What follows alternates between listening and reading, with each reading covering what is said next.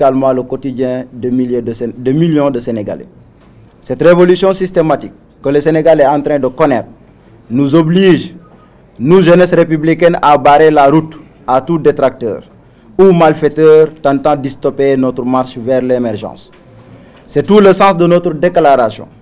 Ainsi, nous attirons l'attention de l'opinion nationale et internationale que nous n'accepterons jamais que le pays bascule dans les mains de gougnafiers, d'aventuriers et de personnes à la moralité douteuse. La présence de la République est une chose sérieuse et nécessite une parfaite éthique et déontologie de la part des différents protagonistes qui en demandent la tête. Comment une personne radiée de l'administration, pour faute grave et révélation de secrets professionnels, peut-il aspirer à diriger la nation? Ousmane Sonko est selon nous un mauvais exemple pour la jeunesse intellectuelle. Déjà sa posture alambiquée vis-à-vis des préceptes religieux et de nos guides confrériques contraste avec une république laïque et menace notre commune volonté de vivre en communauté.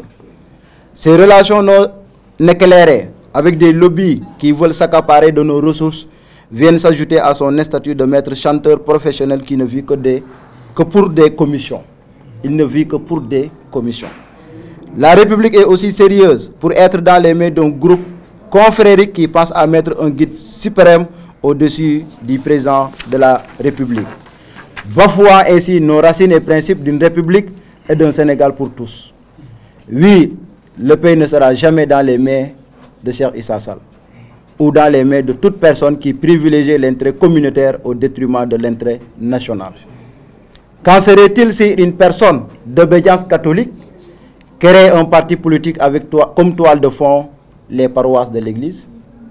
Dans ce contexte où le terrorisme entre l'esprit de certains pays de la sous-région, nous pensons qu'après ces élections, le président de la République doit sévir pour arrêter ce genre d'organisation politique à caractère religieux qui menace réellement notre cohésion nationale.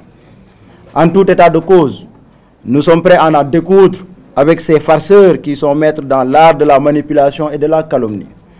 Nous allons leur barrer la route et nous sommes déjà sur le terrain.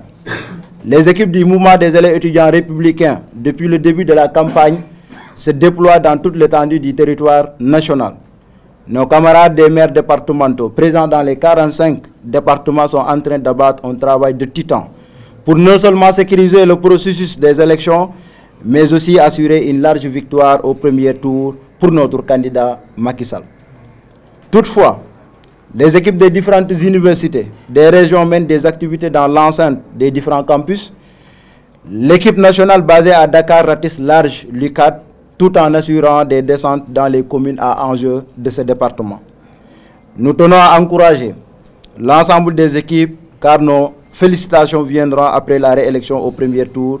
Nous leur demandons de rester sur ce cap, de continuer à vendre notre produit qui est le candidat Macky Sall, en parlant avec les Sénégalais, la jeunesse en particulier par des proximités et des porte-à-porte, afin de vulgariser les excellentes réalisations du président Macky Sall.